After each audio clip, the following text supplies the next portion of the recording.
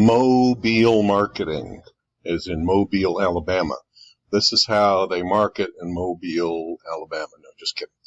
Mobile marketing, meaning marketing that moves on a device that moves with us all the time, such that we pat our pockets whenever we leave a room to make sure we feel the familiar lump of our phone and don't relax until we do.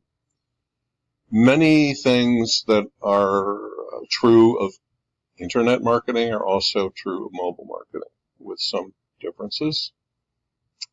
And because we've all had so much fun looking at technology this year and the impact it has on media and the development of different media types, and as we all know, the invention of radio was due to some very smart people like Nikola Tesla figuring out that a radio sound wave could be carried on an electromagnetic wave of certain frequencies and could be then picked out of the air by a tuner or receiver that could tune into that frequency, and then the sound would show up or listen up in a far remote place. TV signals, although now almost entirely on cable, carried by cable, and satellites. First TV signals were also on radio waves, and you can see that on the left side of this radio wave spectrum. You see AM radio on the left side. Guess what? Remote controlled toys, broadcast TV UHF channels, GPS is carried on radio waves, satellite radio, weather radar, cable TV satellite transmissions. So from the satellite down to Earth is not on a long wire, I can pretty much promise you, as far as I'm aware. Security alarms, and by the way, lowest frequencies you can see are microwaves, infrared, X-rays, and cell phones. If you look back on the top chart, you'll see kind of on the left where in green it says cell phones. And there's another band for cell phones. So cell phone signals are also not sent by wires that we all carry around with us. It would be a pretty interesting world if we did have to have them attached by wires. They are carried by radio waves. Radio waves are sort of at the middle of modern electronic media. Our agenda, history and background, trends, players. Actually, you're going to curse me for this, but I don't have too much on players. There are lots of players. And Apple and Google are big ones.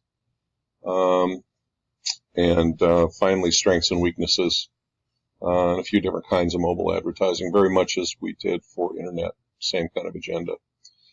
So, of course, we know there is an explosive growth rate in mobile marketing. And it puts the internet at our fingertips constantly because this object is with us at all times. There's nothing really quite like it.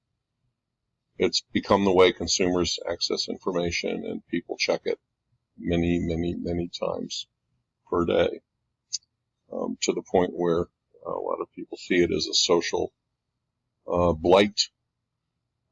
People not looking at each other, but instead looking at their phones, communicating with other people on their phones. And anyway, I don't really honestly feel the need to go on and on about mobile and what it is and it's the future and everything else, because you folks know this as well as anyone in the world, because it's your generation that's in the middle of it.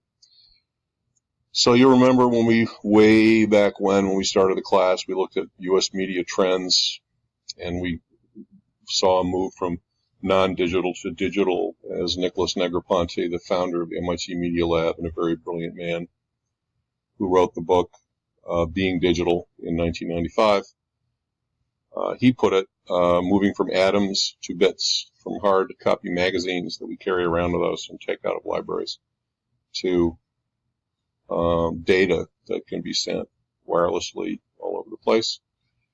There's also a big fragmentation of audiences with a myriad of channels and programming on our computers and our cell phones, and fragmented magazines and cable and everything else, so that except for big events that bring a lot of people together, it's very hard to reach a lot of people. We also have different media to match different ethnic and psychographic and hobbies and everything else.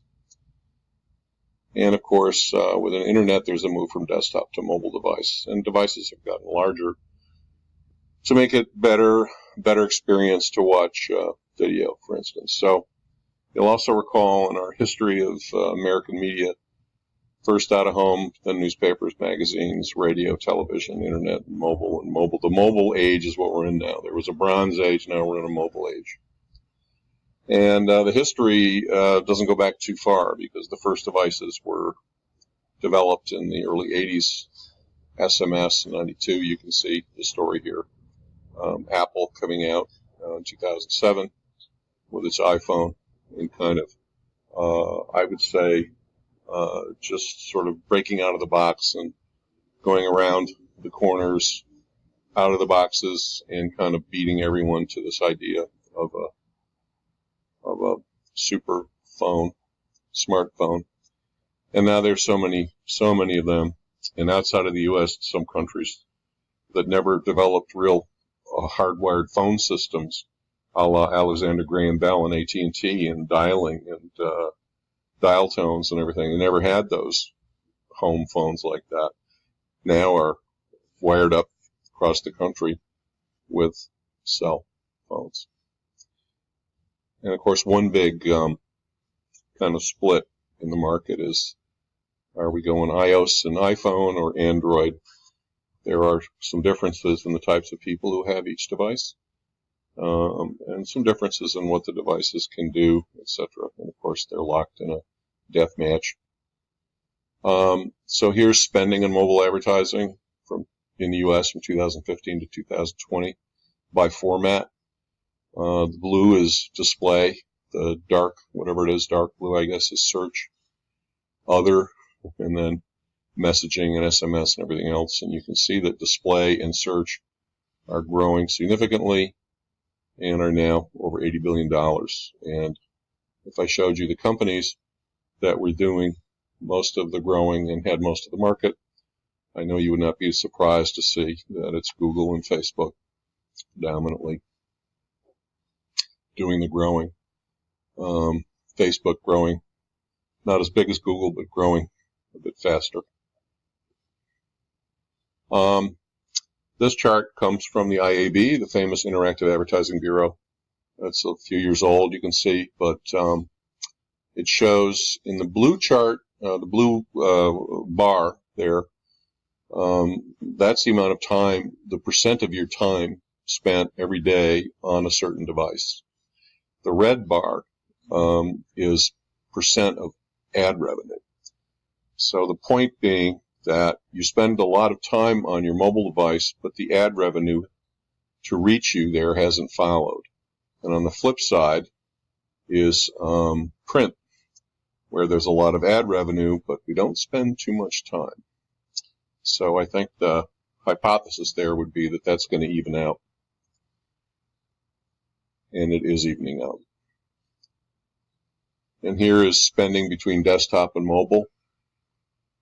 From 2012 to 2017, the red is mobile, the black is desktop, and you can see the growth, of course, in mobile, now overtaking desktop. There are two great resources. I'm going to actually show you the IAB site now, I hope. I'm not going to show you the Mobile Marketing Association. It's kind of a lesser player, and honestly, the IAB is trying to take over mobile too, because if they don't, what will they have at the end of the day? Not much. So they're located right near Gramercy Park, if you guys know where that is, on the east side. Beautiful little private park. Nice old buildings around it. You can see the kinds of things they do. They've got conferences. One thing I wanted to have you see was learning and development training, certification. Come on, open up. They offer a course of training and will certify you in these areas, in media sales, digital media planning and buying, ad operations. If you're a member, it costs a bit less, but to get that training is could be a couple $1,000s. There's a digital fundamentals class, which is very good. I took that a couple of years ago. So they have terrific training opportunities, which if you want to go into digital sales or marketing, I would encourage you to look at. They have events, conferences. Let's look at a couple of upcoming events. There's their Next Gen Marketing Conference. Come on, bloody thing won't scroll down. Damn it. Here are a few events. Cross Control Marketing Day, Okay, get the latest MIAB in your inbox. And remember from the internet presentation that they are doing standardization of impressions, what makes an impression for a video ad on a mobile phone, or what makes an impression for a web page, and how should an advertorial be handled, how much branding how much should the magazine identify itself, or excuse me, the website identify itself, So lots of that in here too. So site and association for you guys to be aware of.